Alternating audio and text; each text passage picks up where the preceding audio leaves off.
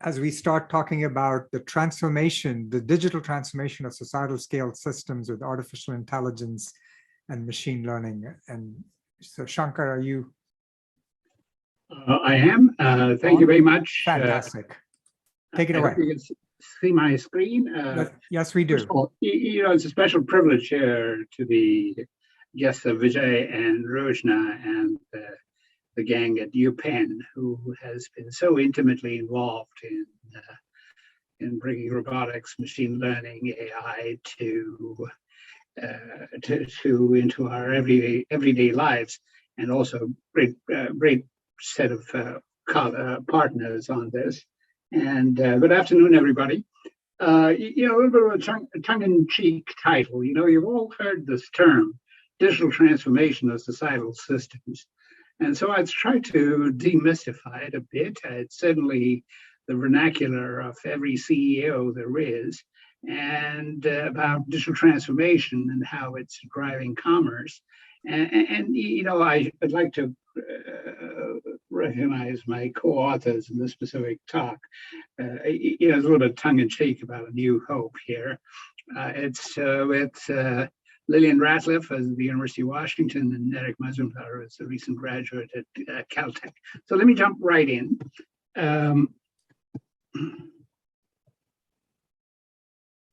Wonder why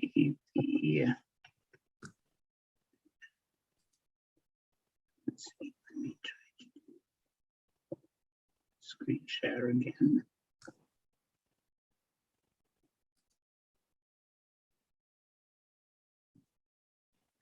Okay, so this is the obligatory picture of how the cost of storage is dropping every year, and that's the figure on the upper left.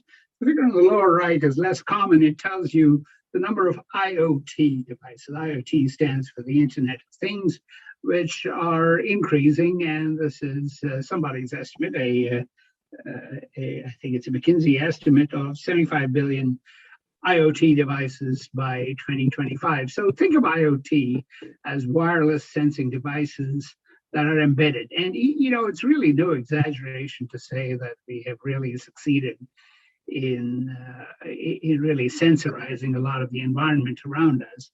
And the spending on these Internet of Things is really quite large. This is a picture from the same set of forecasts of how there's been a pretty dramatic ramp up already from 2015 to 2020 in terms of the spending in really quite diverse sectors of the economy: manufacturing, transportation, logistics, utilities, healthcare, and certainly in government and insurance as well. So the question is, what is this doing? So what this is doing, I feel, is creating a new set of economies. They are all built around using data as a commodity. The front of this bouway was, things like Airbnb and Uber and Lyft and ride-sharing companies and the so-called gig economy, where there were data aggregators, shown a picture of Waze and this company C3.ai, which takes data, usually from flow networks, which are instrumented with these IoT sensors, collects large amounts of data, and makes it available to users. And in addition, there are companies which use this data to provide new services that are built on top of the data analytics that come from this, and they in turn are used for things like route planning with your route planning, ride sharing, all kinds of different applications. And so it's really data as a commodity. So I just to get the terminology down, I think there's a lot of confusion about this use digital transformation. People actually use it for all kinds of things. I think it's more or less consensual now that what one really means by digital transformation is a confluence of these four different trends: AI and machine learning, the Internet of Things, data from the Internet of Things, and that's the machine learning, that's the circle at the bottom right, and finally, At the current time, most of the processing is done in the cloud, and elastic cloud computing, which is really on-demand computing, the ability to summon supercomputing-like resources when you need it from clouds like Microsoft Azure or Amazon Web Services or Google or all of the other big cloud providers, and to be able to use this. Of course, this is now being also supplemented by computation at the edge, where there is high performance computation at the edge. So digital transformation is what all of this causes when you put these things together. And here are a couple of examples. The electric power grid has been invented more than 100 years ago, built by the National Academy of Engineers as the most significant invention of the 20th century. But what one means by the smart grid has been really a sensoring of this, putting sensors all over the electrical utility value chain. This includes smart meters, it includes smart transmission devices, smart generators, and so on and so forth. And the estimates of what's been done with that is over $2 trillion. And the questions are, what can you do with this?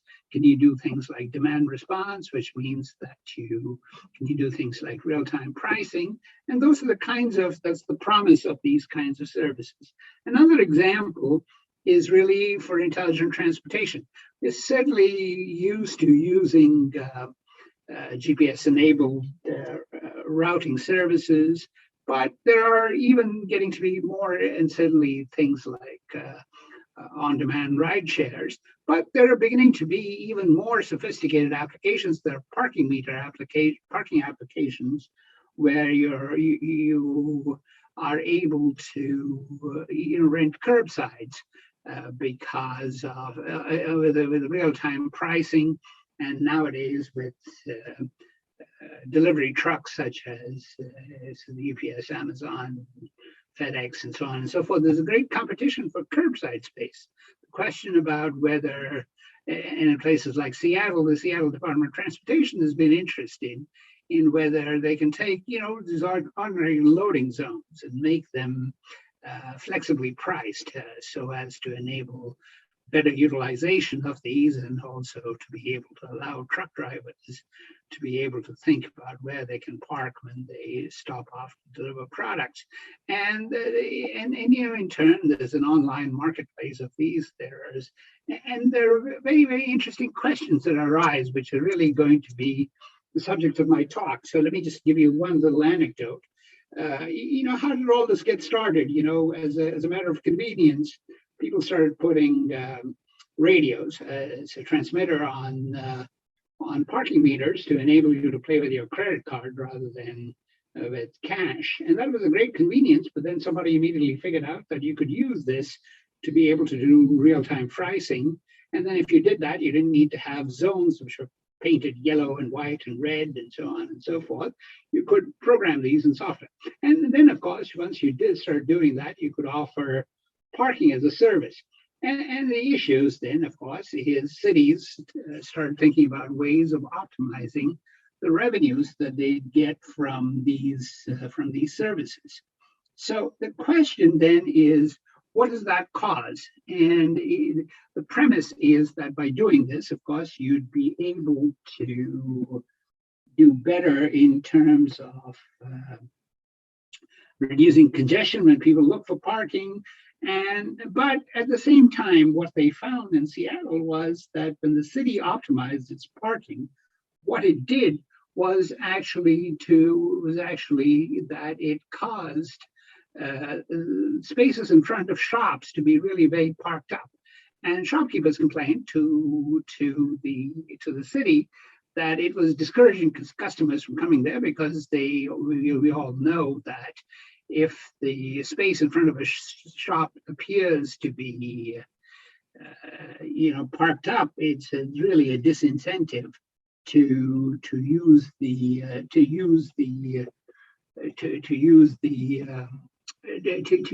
go to the store. So they went back to the city of Seattle and they said, well, maybe we really need to have an aspiration not to maximize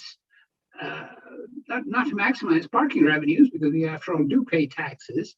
So we need to be able to have a 75% level of parking. And the questions of how you design mechanisms that use this data so as to strike a balance between the so-called Nash equilibrium or the self-interested equilibrium of individuals as well as the good of society, certainly as august an institution as the American Philosophical Society has long been discussed under the title of social contract theory, which is very much upon us in thinking about the tragedies of the good, the price of anarchy, whatever.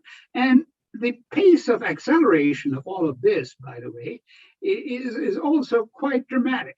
As time goes on, the amount of data that's being generated, not only this with the curbside application, to start doing it with cars, and even with Waze and Google, we're all familiar with how when we do our route planning algorithms try to find us paths which steer us away from congestion, but they create alternative bottlenecks from avoiding a first bottleneck. And the questions of how do you design mechanisms? This term mechanism design is mainly used in economics, but really one should think of this as a way of how you use what comes from the data analytics to be able to provide services which incorporate within them not only the good of individuals, but the good of society, and also there are issues like privacy. And so let me sort of dive into this. So the theme of this talk is really that we really need to think about the social applications, because these are all devices that are actually changing how we live. And apart from the fact that it's really causing what is objectively true, that is that it is transforming society. The McKinsey folks estimate the impact of the value chain is $3 to $11 trillion per year. The pace is really staggering. The Microsoft CEO, Satya Nadella, is in really 3 months after the pandemic was famously reported to have said that we got 3 years worth of digital transformation done in the first 3 months of the pandemic. And it is true that the pandemic has really accelerated this. But let me tell you some of the issues, and the issues are all societal, cognitive, philosophical issues. The first one here is about what's an area which is known as disaggregation. And there's 2 examples. The one on the left involves energy and smart meter data, and the second one is on what's called route disaggregation, which is on cell phone data, ABC, or the regions where you have cell towers. So let me concentrate a little bit on the left. The details of all the graphs are less important. So what energy disaggregation means is the following. By looking at the smart meter data at the level of the utility, can you decide that in times of peak power demand, you turn off energy hogs in the house? Perhaps because there's been real-time pricing, perhaps because you want to shave off the peaks. The big reason that utilities want to shave off the peaks is because to first order, the biggest cost of the electricity that we consume is the number of power plants that you have to build, and that in turn depends on the number of peaks. So a theorem that one can prove is that by looking at the smart meter data, that's this aggregate signal which at the bottom, one can actually determine from the frequency of the data, generally in a place like California, the PG&E up here in Northern California meters this signal every 15 minutes. A smart meter, of course, is just a regular utility meter with a radio on it. That's exactly what a smart meter is. And what one can show is that if you monitor it at 1 minute frequency or less, you can build a pretty clear model of what devices are on in the household. And in fact, if it's at the 2 or 3 hertz level, or actually once per second level even, one can not only tell which devices are working, you can also decide which television sets are on. And in fact, one could prove under certain conditions even which channels you're watching. If all this sounds really scary, it should, because this is a question of how it is that for the reasons of trying to regulate power demand, disaggregation would be useful. But if that disaggregation is done at too high a frequency, it's a really violent incursion of the privacy of the user in there. Similar stories about cell phone towers looking at signals of people driving through and being able to infer the routes that you're following. By looking at cell phone towers, you can actually build up a pretty good model of where different vehicles are going and build up the routes. And so that might be useful for being able to provide detailed traffic maps. But, it could be scary if the California Department of Transportation had good ideas about where everybody was going based on cell phone data. The other piece of this is, what do you do with this data? So let me return to that electrical example, the smart meter example. And you might ask yourself, well, maybe the utility is interested in getting this data, but it starts trying to differentiate between what are called low privacy settings, which means that they measure the smart meter at a high frequency, which is perhaps as often as once a minute, and they offer you a low price for a low price of electricity for a low privacy setting, or they offer you a higher price for a high privacy setting. And in turn, the utility puts this out as a privacy contract, since you cannot differentiate. The utility company cannot differentiate the product by electrons. The electrons are all the same. They differentiate them by low and high privacy settings. Now, what we can prove is the resulting competitive equilibrium here. If there are a number of customers that had low privacy settings and high privacy settings, then the overall competitive equilibrium results in ones where the high privacy setting individuals free ride on the low privacy setting individuals. So, if you stop and think about what that means, when you think about different economic society, this is a classic example of what is called a regressive pricing. When you do congestion pricing, such as tolling on roads, it's no different. It's something which disproportionately affects the economically weaker sections of society over the economically stronger sections. Presumably, richer people want a high privacy setting, and they're willing to pay something for it. The people providing low privacy settings presumably would like to get the lower price, but the equilibrium actually has some societal problems associated with it. So you really should not believe a market. And of course, let me not get into specifics. Some of these are pretty well publicized in the big blackout, I should say, in Texas in January last year. Some of these were very much present in the levels of pricing. It wasn't exactly low privacy, high privacy setting, but there were similar features in the market design, which led to astronomical prices for some parts of the Texas society when we had the ice storm that resulted in astronomical prices. So the big issue here is that you can't think about AI and machine learning without thinking about humans. And you can't think about AI and machine learning without thinking about individuals as well as the society, the goods of society. Human beings don't take algorithms lying down. They adapt their behavior. And addressing what this does when you deploy this AI and machine learning systems requires you to think about what it means to close the loop around the data that comes into it. So let me give you a few more examples, and also use this time to have a little bit of a friendly critique. It is certainly an area I work in, so it's a friendly critique. It's really a call for action. The central tenet of classical machine learning is to assume, there are these algorithms which will use past data and use that to provide examples of how the systems ought to act in future. So, classical machine learning assumes, therefore, that the past is representative of the future. But last I checked, this is not exactly how we want our future to be. We want our future to be different from the past. We want the future to be different than what it was for us.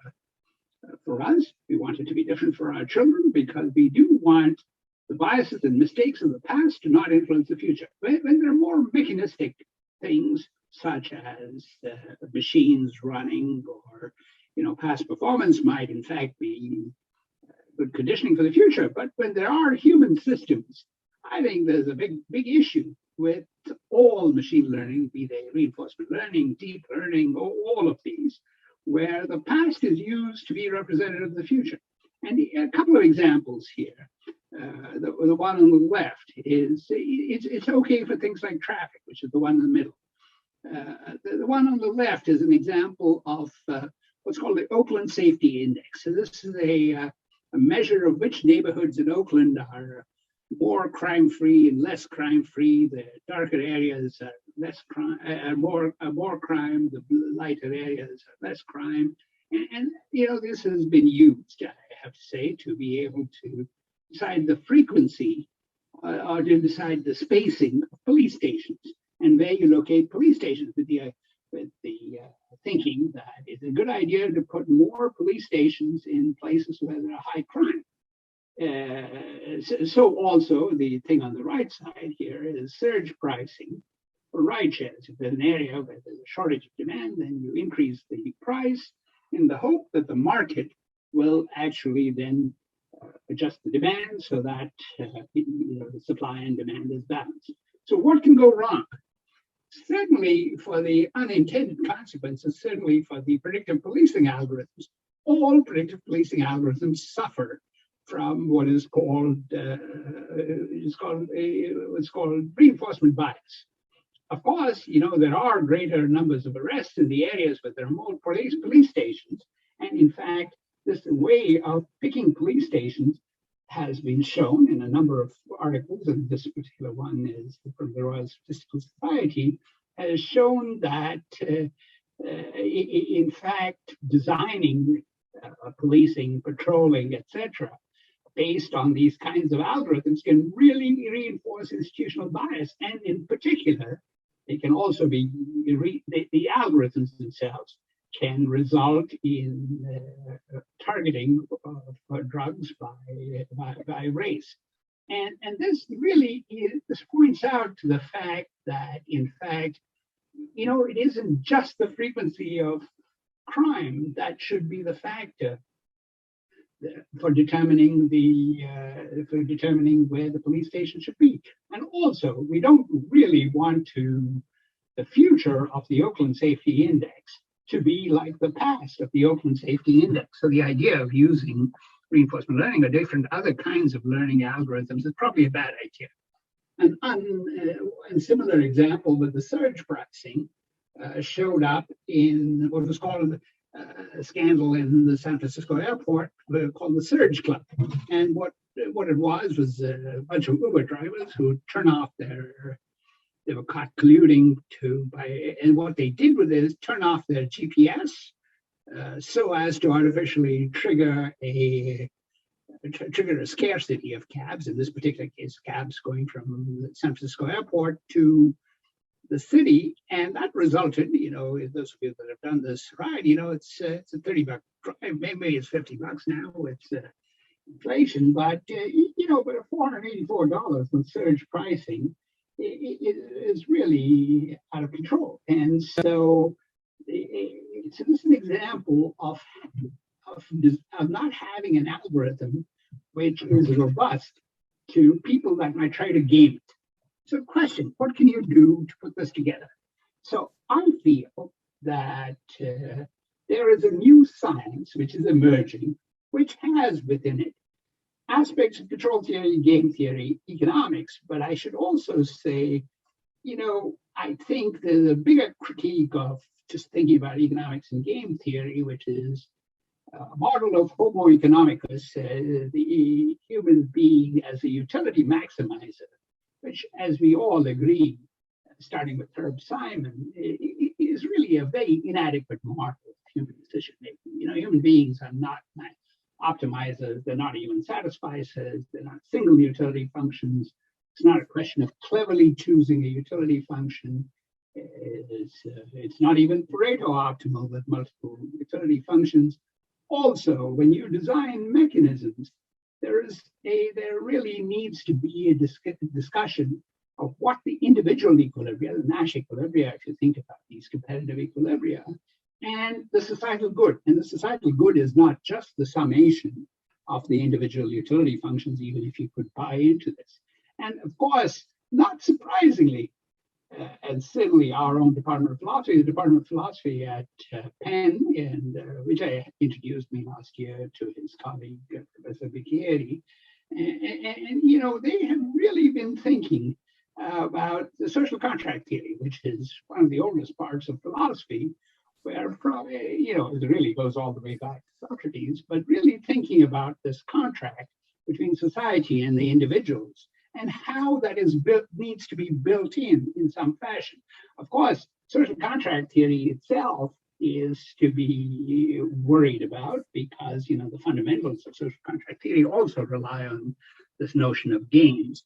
And the question is those biased? Actually, I should say a former president of the American Philosophical Society, Professor Baer, of the University of Pittsburgh, philosophy at the University of Pittsburgh, really was one of the people who said that this model did not adequately take into account differences. Her contention from a feminist standpoint was Homoeconomics is a very male view of thinking about human behavior. Okay, Shankar, we should try to wrap this up. All right. So I'm going to stop in a second, but I should say that in partnership with Eric, who you'll hear about from in a second, we put together an institute which tries to deal with how you rethink machine learning algorithms with humans in the loop. And you know, there were if I'd had time, I'd have talked a little bit about how this really changes how you think about machine learning algorithms, how you design them. And, you know, if you're going to start using them for things like hiring people for university admissions, you know, you've got to pay attention to the fact that human beings are going to change their behavior. And here are some examples. This is a gang at the University of Washington that's thinking about how you recast them. Okay, I will not outstay my welcome. So let me just conclude by saying, I'll skip all these slides. I apologize for this, but let me just talk to you a little bit about this last slide. I feel really strongly that the technology is exciting. There's robotics and intelligent machines, there's IoT and next generation infrastructures, and certainly this digital transformation is upon us. It's being driven by very powerful interests. But the societal and design concerns have never been more important. And here are three that are particularly important to me. Collective good and individual utility. Should the future be like the past, or how should it be different? And taking into account that humans aren't going to stay put without automation, but they'll adapt to it. So it's really a plea for really rethinking machine learning from a societal standpoint. Thank you. Thanks very much, Shankar.